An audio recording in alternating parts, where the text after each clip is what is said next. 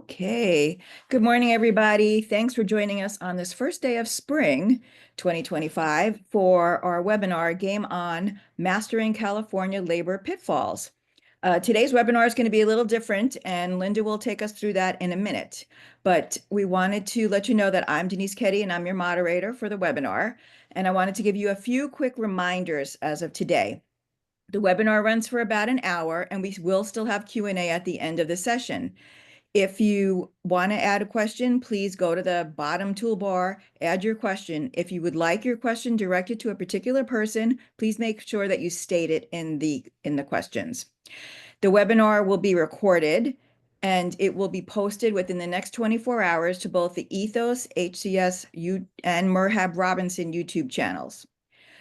Some things a little different today. Let me remind you that today's webinar is being recorded and all accompanying materials are protected by copyright. Our presentation today is intended for information purposes only and should not be relied on to reach a conclusion in any area of law. So we recommend that you consult with your legal counsel to address specific situations and ensure you have the most current information on your situation. Also, feel free to reach out to Linda and Luna if you have questions. Today's webinar is going to be slightly different. We are going to have a game in the webinar, so I will not be posting the presentation in the webinar because that's going to give you the answers, and you don't want that. So we will send a copy of the presentation out tomorrow in an email. So don't worry, you will still get it. Let's see. Let me introduce our expert panel. That's what we're up to. Thanks. Our legal expert is Luna Hernandez. Luna is an associate attorney at the law firm of Merhab Robinson Clarkson in the firm's transactional department, where she advises her clients in real estate, finance, M&A, and mostly important to us, employment law.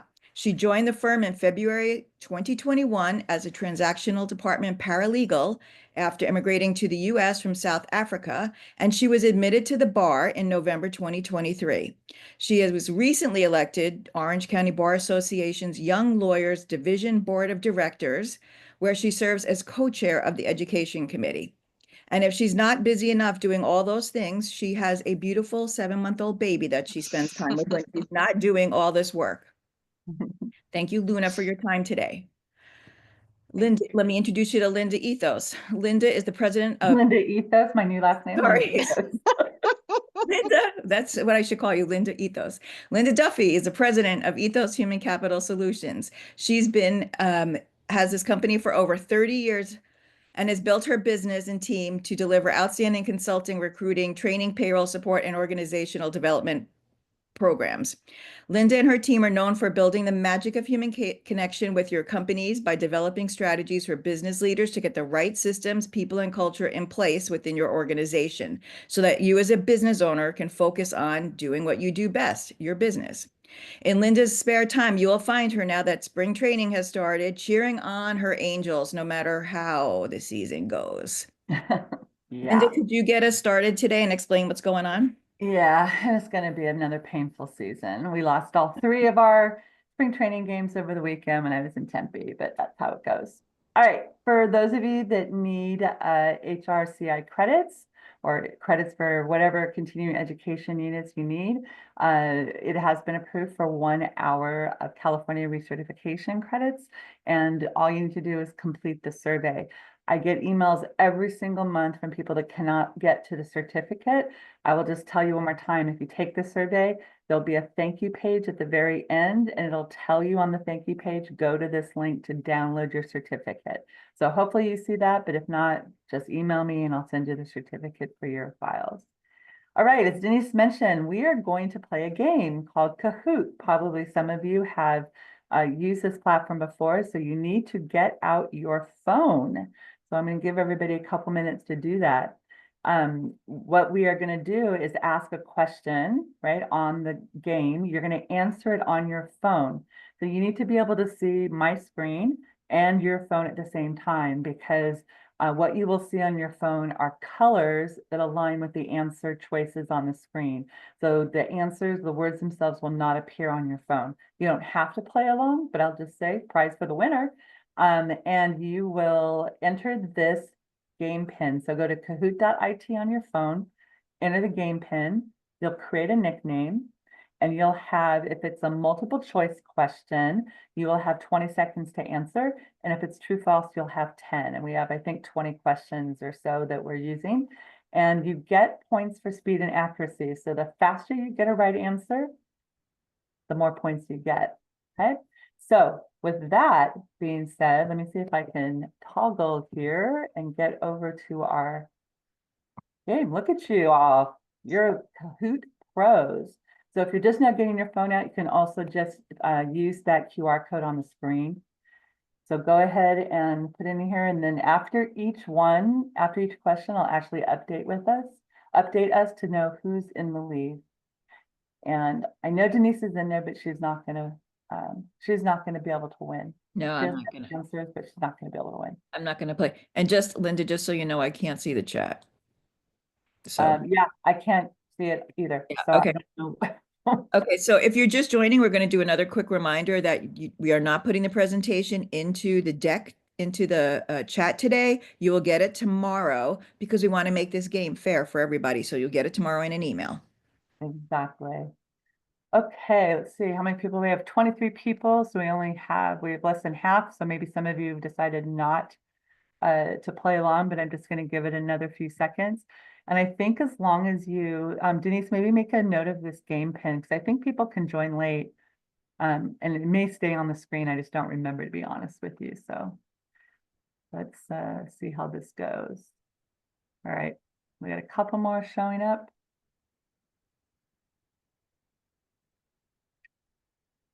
All right, so after each question, then we'll debrief and we will explain the answer to everybody. All right, I'm going to go ahead and get started.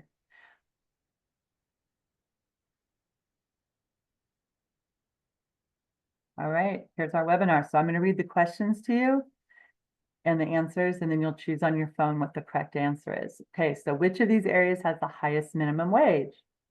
Is it Orange County, unincorporated areas of Los Angeles County, state of California, or Los Angeles City?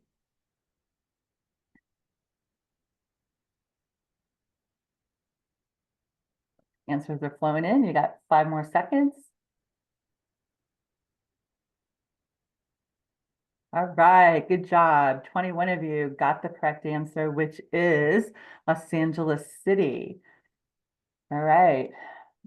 So AC, whoever that is, in the lead. All right, so minimum wage. I talked about this. In fact, some of these slides are repurposed from our new laws webinar. So those of you that were in our new laws webinar last December will have seen some of these slides. So California minimum wage, $16.50 an hour. That's across the state. There was a bill pending that would take it to 18 for large employers, but that was rejected by the voters. So I shouldn't say bill, it was on the ballot. So there are higher minimum wages for certain industries, such as fast food and healthcare, right? So just note that as well. You always have to read the fine print to understand the definition of whatever healthcare means, for example, and what fast food means, because it doesn't mean like necessarily every fast food place you go to. It has to be a national chain with so many employees and that type of thing. And then also, as we all always know, especially in California, other cities and counties, municipalities have a higher minimum wage than the $16.50 an hour. Los Angeles City and Los Angeles unincorporated area have different minimum wages. They're off by 1 cent. So don't ask me how they came up with that. It's a little crazy making. If you want to get a list of all of the municipalities and the different minimum wages, that's the link you can use. It's on the DIR website. It's maintained, I want to say by Berkeley, but it's maintained by university, and then it's uploaded on this website, so you can always get it there. Okay, all right, we're going to go to the next question. So, the minimum salary for someone to be exempt from overtime in California is twice what rate? Is it the applicable industry minimum wage, California state minimum wage, local city or county minimum wage, or whatever provides the highest benefit to the employee?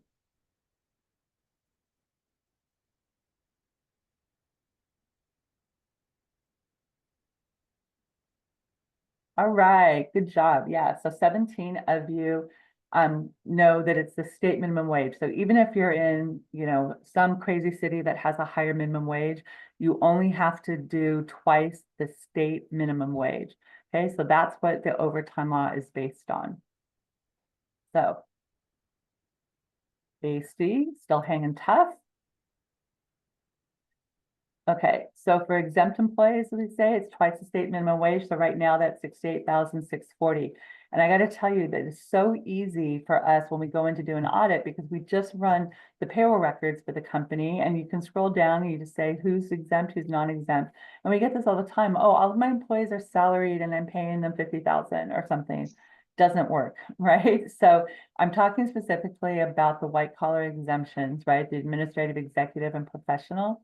And it also includes part-time exempt employees. So you can have a part-time exempt employee, but you cannot prorate that $68,640.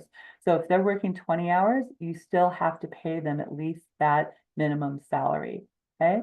Also keep in mind that there are other additional levels of compensation for exempt employees, like doctors, have a special one. And the one that comes into play a lot for us is the computer professionals.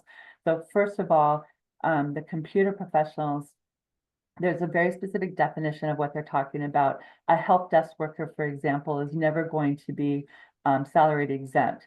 Okay, they're not going to qualify under the administrative executive professional, most likely, and that does not meet the definition of a computer professional. They're really talking enterprise level people doing programming, that type of thing. Okay, the other thing to keep in mind is even though we're talking about exempt employees and the salary right here, you have to know that there are duty requirements as well. So there's a very specific definition of who can be exempt from overtime under the law. So you always want to look at both the salary and also the exempt status. And the duties. Okay, here is the next question. So California's indoor heat standard requires companies to do what if temperatures go above 82 degrees? Okay, so provide water, provide cool down areas, train employees, or all of the above.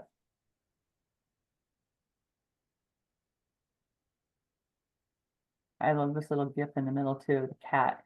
The cat looks so comfortable. All right, good. So everybody got, for the most part, all of the above. Yeah, so that is a requirement. AC's hanging in the lead there. So this went into effect last July, right? It'll start again really soon. I mean, it goes all the time, but during the summer is obviously when employees are most at risk. So this applies to most indoor workspaces. So keep that in mind. And if the indoor temperature reaches 82 degrees, then you have to take those steps to protect the workers. And if it goes to 87, then there's additional requirements that you have to do.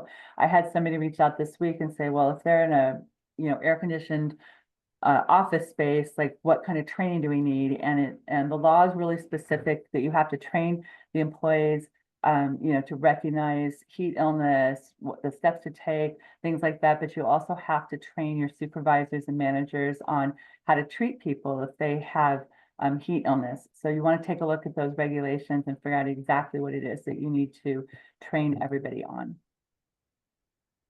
All right, a true false question. Some family members do not have to clock in or out for meals if the company is a California sole proprietor or partnership. Blue if it's true, red if it's false.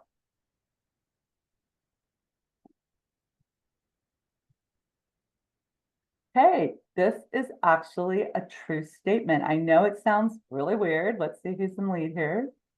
AC hanging tough. So this is actually contained in the Industrial Welfare Commission orders, and there's a section, I think in all of them, that say if you are a spouse, parent, or child of an employer, okay, so just spouse, parent, and child, it doesn't apply to cousins and aunts and uncles and siblings and stuff like that. But if you're a spouse, parent, or child of the employer and you're registered as a sole proprietor or partnership, then you basically don't have to play by wage and hour laws in California, okay? So non-exempt employees, we know, have to clock in and out for all meal periods. And we know the rule is, started before the end of your 5th hour. But if you are a spouse, parent, or child, they don't care if you eat. So there you go. All right, next question. Recruiting postings must include which of the following? Dress code restrictions, whether a driver's license is required, the pay range, or all of the above. So if you're hiring somebody, what do you have to put in that posting?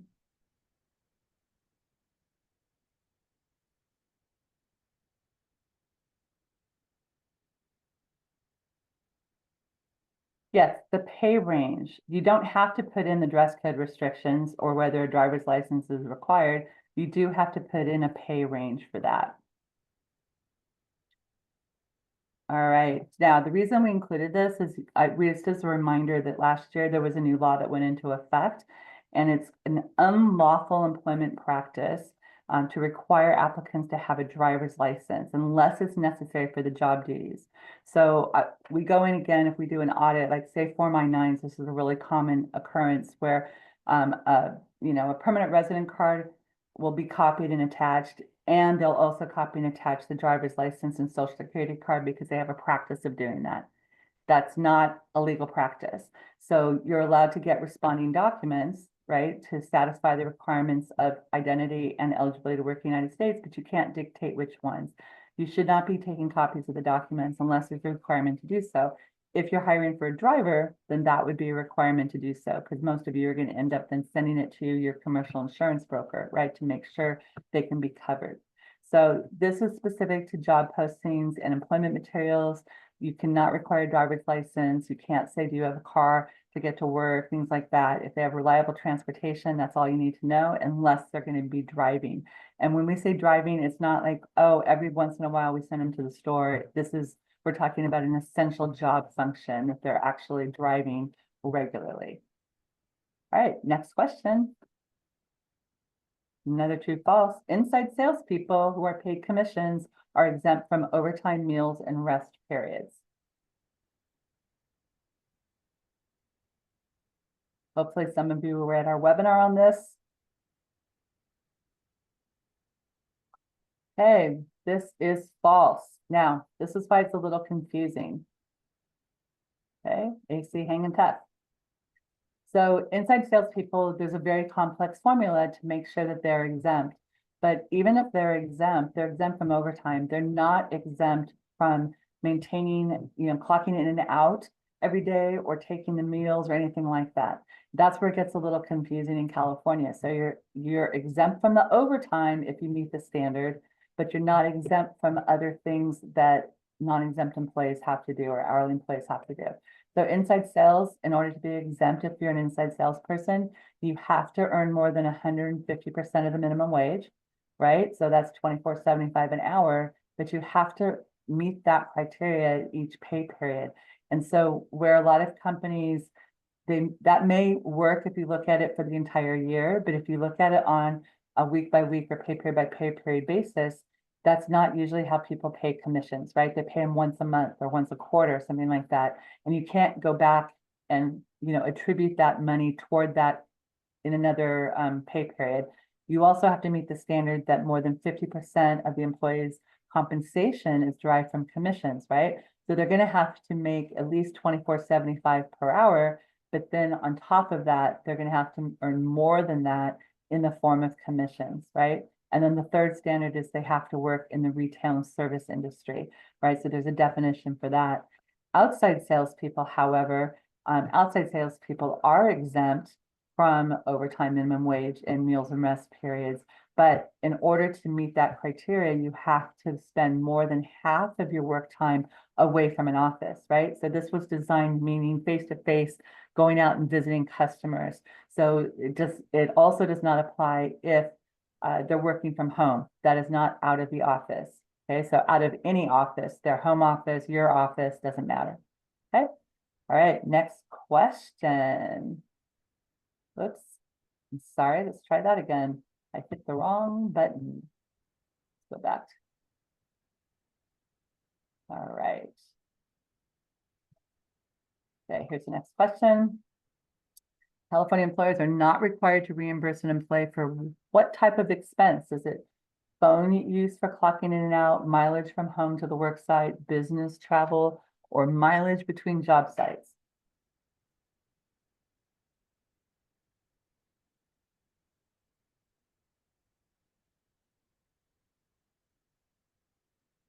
Good. Yes, mileage from home to work site. So you do have to reimburse people if they're using their phone for clocking in and out or for any other work-related use. Obviously, business travel. What you guys might be interested in knowing is that that's not a requirement in very many states. We are one of the few states that requires reimbursement for business-related expenses. A lot of other states do not. There are a few that require mileage, but that's about it. So this is the section of the labor code, and it just tells us that you have to reimburse employees for expenses that they incurred in the performance of their duties. The problem is there's no court or law that tells us how much to reimburse or how to calculate that reimbursement. So it has to be something that's reasonable and something that you're not going to get challenged on, basically, because there's no rule for it. So we tell people, if let's say you have employees using their phones for clocking in and out, things like that, it can be, $10 a month, right? Most of us have unlimited minutes, unlimited text messages. So gone are the days where we had to literally go through and line item a bill, right, and turn it in to get reimbursed. I remember those days all too well. Now, pretty much everybody has unlimited everything. So just come up with something reasonable. It's not taxed, right? It's a expense reimbursement, but you can still put it through payroll if your payroll system has post-tax line items like that. All right, next question, true, false. When a permanent resident card expires, the employer must re-verify or update the expiration date on the Form I-9. True or false?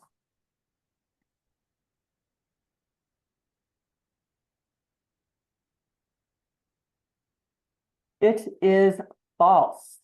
So let's see. AC's still hanging tough. Good job.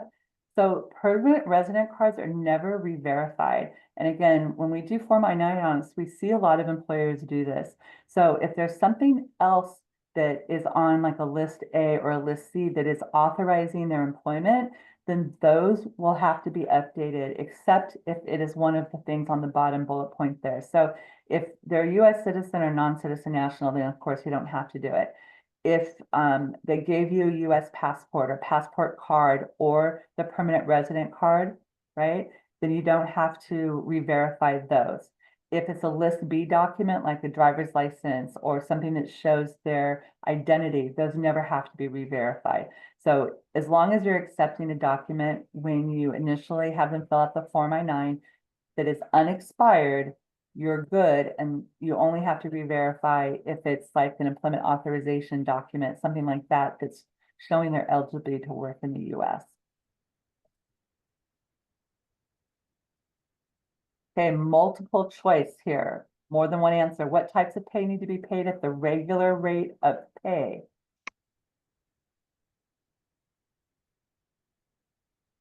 So overtime, meal period premiums, paid sick leave, or vacation. Could be more than one answer. 5 seconds left.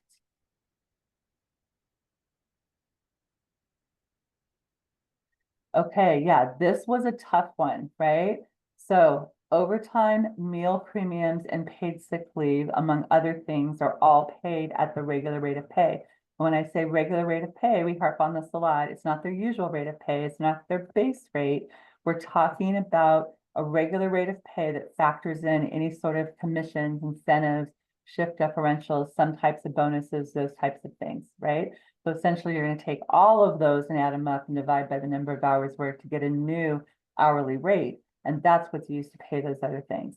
If you do not understand what I'm talking about, please reach out to one of us so we can help you with this.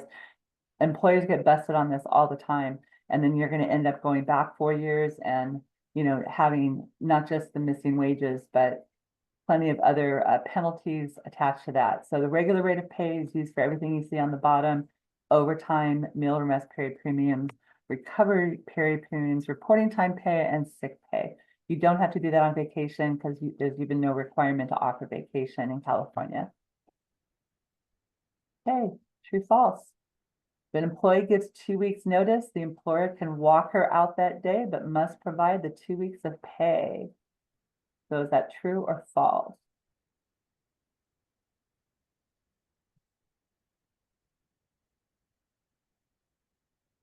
It is false. We get this question a lot, actually, where employers say, oh, my employee just quit and gave 2 weeks notice, but I really don't want her to stick around. Can I just like let her go now? And they think they have to pay. Now, it does change things with EDD for that period of time, like that 2 week period, it's viewed as a termination. So I always recommend that if someone quits, you get it in writing from them if possible, and you accept it in writing. So there's no question. We had somebody, one of our clients a couple weeks ago, quit, and then the next day showed up for work and said, oh, no, I didn't quit. Changed her mind. I didn't quit. And so now they're sort of stuck, right? So EDD may be viewed as a termination, and which would allow the employee to collect unemployment benefits. If you can show that, no, this was really a quit, we just sort of expedited it, then probably the most they'd be able to collect for is one of those 2 weeks, and that would be it. All other regular termination requirements apply. So you have to make sure if you do walk them out that day, that you're giving them a final paycheck, you're giving them all of the documentation that's required. Okay. All right. Luna, do you want me to read the questions for you and you'll just take the answers, or you want to do the whole thing? I'll do the whole thing. All right. Okay, next one is severance pay required when an employer lays off an employee. So first, yes, employers must always provide severance pay. No, unless required by a contract or company policy. Only if the layoff affects 2 or more workers over the age of 40, or yes, but only for employees who have worked more than 5 years. Okay, and the correct answer is no, unless required by a contract or company policy. And AC still in the lead. So important to note about severance pay, it is not required under federal or state law. However, if you do decide to pay severance pay, don't give anyone free money, please. It comes hand in hand with a release that has to meet specific requirements. So these rules that need to be followed, it first depends on whether you're dealing with an employee who is over or under the age of 40.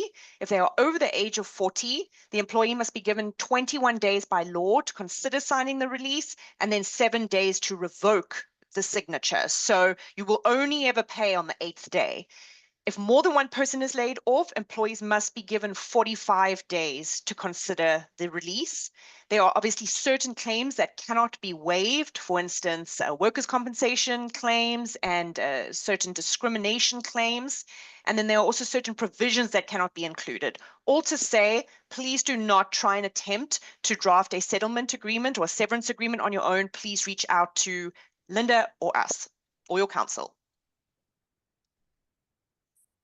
Okay, true or false? It's legal for a CEO to bust out a prayer in an all-company meeting. Is it true or false?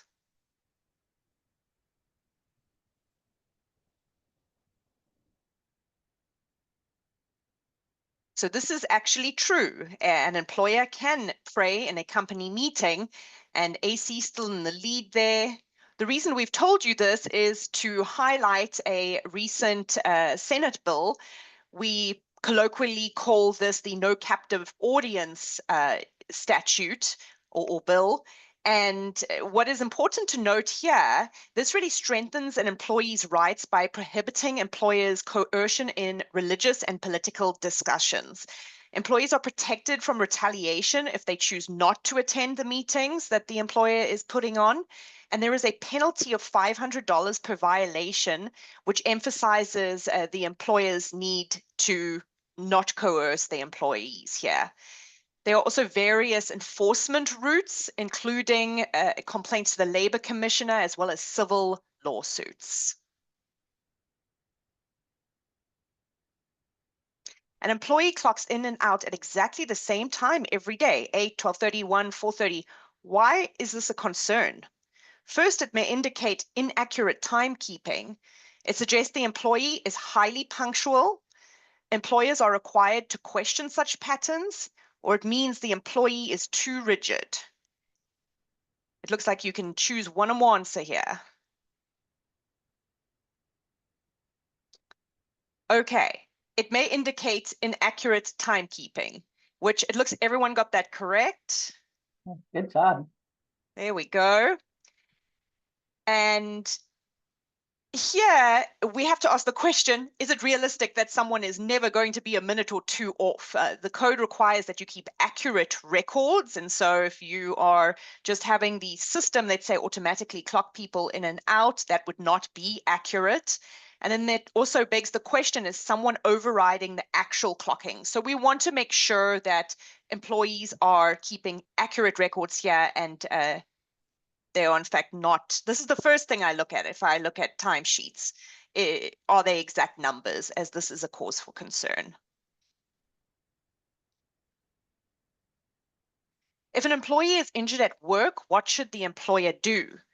Ignore it unless the employee files a complaint, immediately report the injury and provide workers' compensation forms, require the employee to use sick leave instead of workers' compensation, or wait and see if the injury worsens before taking action.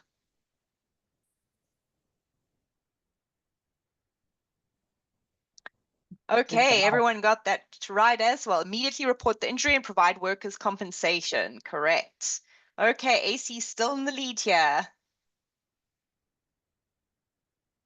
So if an employee gets injured at work, it is important that at such point that the employer is notified, or if they become aware, let's say through another employee, that they are given the form DWC1. I believe that was just recently updated as well, so make sure that you're using the correct form.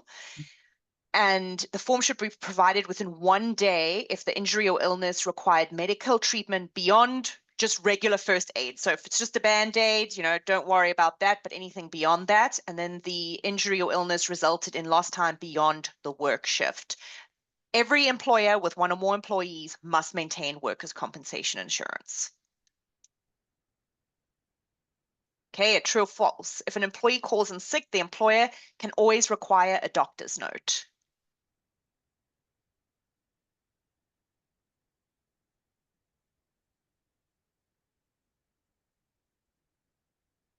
And that is false. We also get this quite often. Can I ask for a doctor's note? And generally the answer is no. An employer may not deny an employee paid sick leave based solely on a lack of certification from a healthcare provider. The employer is entitled to take their paid sick time immediately upon the covered employee's oral or written request. So that they're just requesting it, and you should then grant it.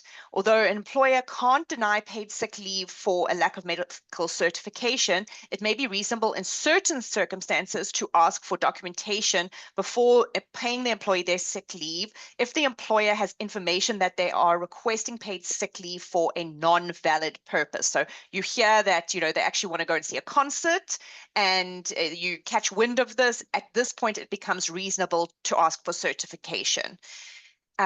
It may be acceptable to ask for this in certain circumstances. We have also listed on here safe time uses. And the reason for this is at the beginning of the year, if you were at the New Laws webinar, you'll recall that there was this expansion of time that you can use your paid sick leave time for.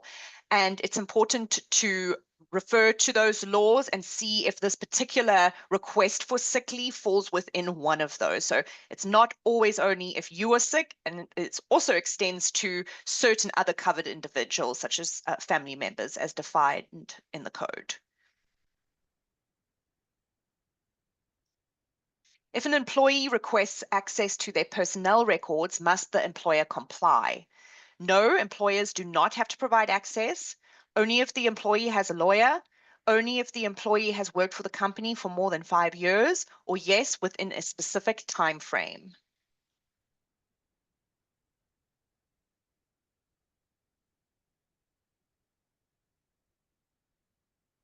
Okay, and most people got that correct. Let's see. Okay, Dennis now in the lead. AC has been dethroned. So every current or former employee or his representative, so let's say an attorney, has the right to inspect and receive a copy of the personnel records that the employer maintains. The personnel records, so that is like the file that you keep of all of their contracts that they've signed, perhaps any write-ups, performance reviews, these must be provided within 30 days of the request. And then payroll records must be provided within 21 days. Don't know why they decided that they had to be different times, but it's important to note that if you get a records request, do not rely on it just saying 30 days. Payroll actually needs to be given within 21. Yeah, they made the shorter time frame for the more complex requests. Right. Whenever I get one of those, it's always a request for an extension. AB 2288 and SB 92 were wins for the employers on PAGA claims because of which one of these? It capped certain penalties with a cure period.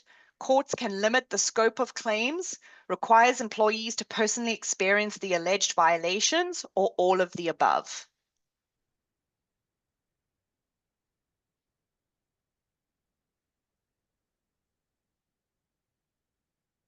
All of the above is the answer. So this was a win for employers recently because the employee has to be the one who has actually been personally aggrieved. They are the person who is seeking to recover. They can't just rely on other employees' claims. The courts now have more manageability and can limit evidence to be presented and the scope of a claim to ensure that the claim can be effectively tried. The structure of civil penalties has also been changed and it's more complex. However, it is better for employers in the long run. And there are certain violations that can be cured. So when you become aware that there is a violation, you can actually go ahead and make the employee whole. So this was a win, and we were happy to see it. True or false? Family-owned businesses are not subject to the ABC test to determine whether workers qualify as independent contractors.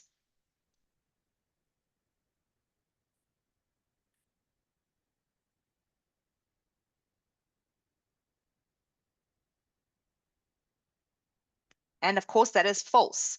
The reason we have brought this to light is to highlight another recent law, the Freelance Worker Protection Act. And this was actually enacted to address the unique challenges faced by freelance workers in California. The act sets minimum standards for contracts and payments to create a fair working environment for freelance workers. Very important to note, a written contract is now mandatory for all freelance work valued at $250 or more. The Act requires employers to keep these contracts for a minimum of 4 years. So you're going to want to add these to your record keeping requirements. And payments must be made according to the contract's terms. And if the contract does not speak to payment terms, 30 days after the work is completed. Retaliation against freelancers for asserting their rights under the Act is prohibited. So for instance, if they would like a contract and you say, well, I'm not going to contract with you at all, you're not going to get the job anymore because of this, that would be seen as retaliation. And then enforcement is strengthened with the provision allowing both freelancers and public prosecutors to initiate civil actions if the Act's provisions are violated. So again, stronger paths to recourse. How much time off can a California employee take under paid family leave benefits? 6 weeks, 8 weeks, 12 weeks, or none?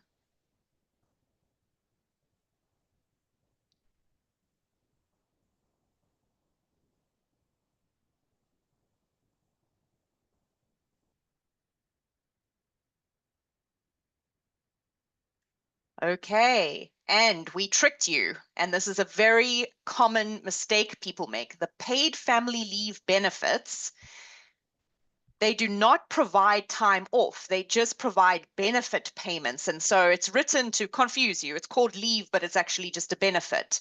And this benefit is available to employees who need to care for a seriously ill family member, bond with a new child, support a family member in the U.S. Armed Forces who is deploying to a foreign country.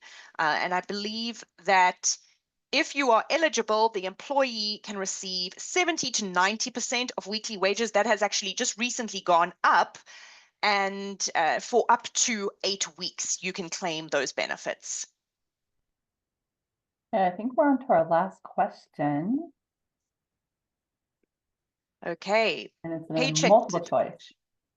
Under which of these circumstances may an employer make a deduction from an employee's paycheck? For health benefits selected by the employee, soiled uniforms, intentional misconduct like theft, or loan repayments.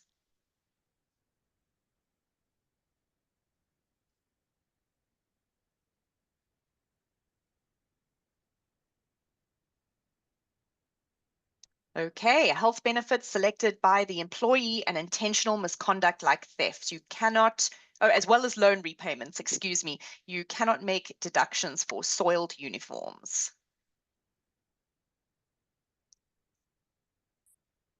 So there are both permissible and impermissible deductions from a employee's paycheck.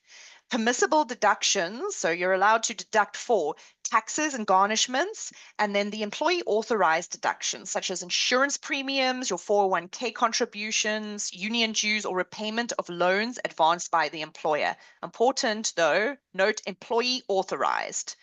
And then there are impermissible deductions, which include cash shortages, breakage or loss for equipment. However, if these breakages or losses have occurred because of an employee's gross negligence, dishonest act, or a willful act, for instance, I'm going to steal the $1,000 out of the cash register, then that would be a permissible deduction. Employer overpayments cannot be deducted, medical exams, or lump sum payment from final paychecks. So I'll just make a point there. I've had a call before. They ran the reconciliation at the end of the day, and there was a couple of $100 missing, and the employee just doesn't know how that happened. We want her to pay it back. You really can't do that unless it rises to the level of gross negligence and a dishonest act or a willful act. Yeah, and we've had something else come up a lot.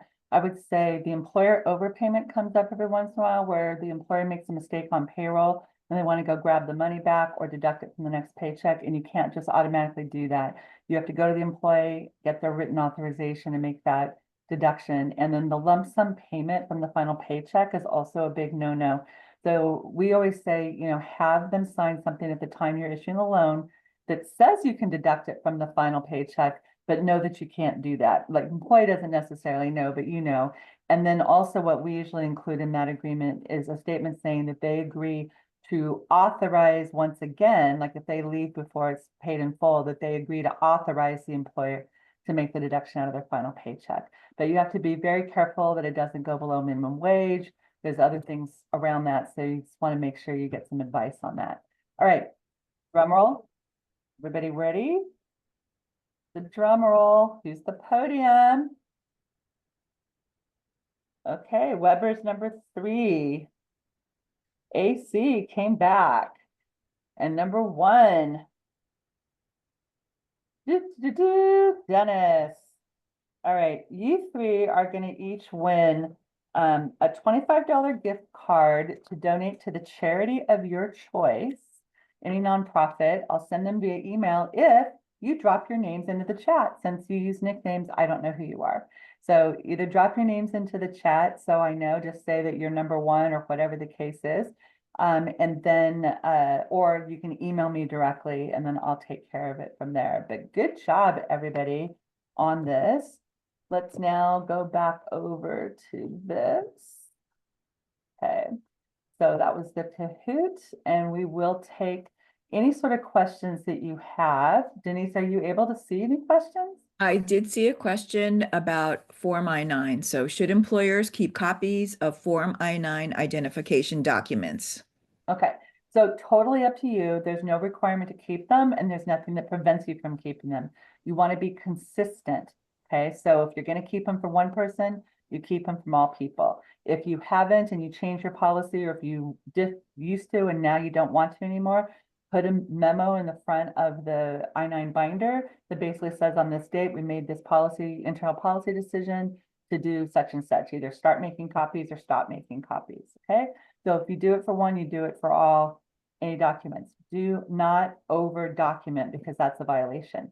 So if they give you a US passport, keep the copy of the passport, but don't keep any other documents, okay? If they give you permanent resident card, no other documents. So anything from list A, you just keep a copy of the list A document. If they use B and C, like the driver's license and social security card, which are really common, keep those, but nothing else. Okay, because that is a violation to over document as well. Okay, and again, just, you don't want to be accused of discrimination that if, you took it, I only copy them for the Hispanic people. I only copy them, under whatever circumstances. You're going to do it across the board. We have another quick question. What's the best way to proceed if an employee who has worked for 5 months has used all their paid sick leave and is still requesting time off? Well, you have choices, right? You can put them in the hole in terms of paid sick leave. I would not necessarily recommend that. Probably the only thing to do at that point is to just not pay them, right? If they are a non-exempt or hourly employee, there's no requirement to pay. If they've exhausted their paid sick leave, it's not a problem. If they are exempt, then that becomes a bigger issue. And then you should contact one of us, because you can't just make deductions from an exempt person's salary. If the other option, I guess, is if they have other accrued time available, like vacation, you could offer it to them to use, in lieu of, taking it without pay. Can they move forward to termination at that point, or what are the steps? Yeah, so Luna, maybe we should just talk about, after they've exhausted their state given 40 hours, right? At that point, the rules change a little bit. You want to address that? Yeah, so we always put in our handbooks that, leave as a medical accommodation, or sorry, taking leave for a sickness if you have exhausted your existing amounts, could be listed as a reasonable accommodation. We also then think of things like your CFRA or your FMLA leave, that someone, there are thresholds that they have to meet in order to qualify for that. Provided they qualify for that, those are some other options. So I'd say we'd need to look at it as a whole and see, okay, what have they been granted the ability to take CFRA or FMLA as applicable? Could we give them leave as a reasonable accommodation? But I would say be very cautious if this person is legitimately ill, or if one of their family members is ill, and just by virtue of exhausting their existing leave, you are wanting to move to termination, I would say that is a very high risk termination. Would you agree, Linda? Yeah, I think, I always say it depends on that one, right? So if they continue to be sick all the time, you could also send them to a medical exam at your cost, right? To see if they're fit for duty. I wouldn't necessarily go to a leave of absence right away unless it rises to that level, but that is a possibility if they needed extended time off. Keep in mind also that the state of California now views any sort of retaliatory behavior or any behavior toward that employee as retaliatory if it's done 90 days after using like their sick pay, for an example. So you have to be really careful about it to move forward simply on that. We always have to go through the interactive process if they're out sick, make sure, that, they're not just, oh, I've got a cough, rather they're being treated for something, then that would be a factor in that decision making. So yeah, it's higher risk just to say I'm going to fire them. But if they're in their first 90 days, then I would fire them. They're not even entitled to sick pay yet, right? And it doesn't bode well if that's how they are in their first 90 days. So it's very fact specific, I guess is my point. And you want to make sure that you just talk it out with somebody. Okay, great.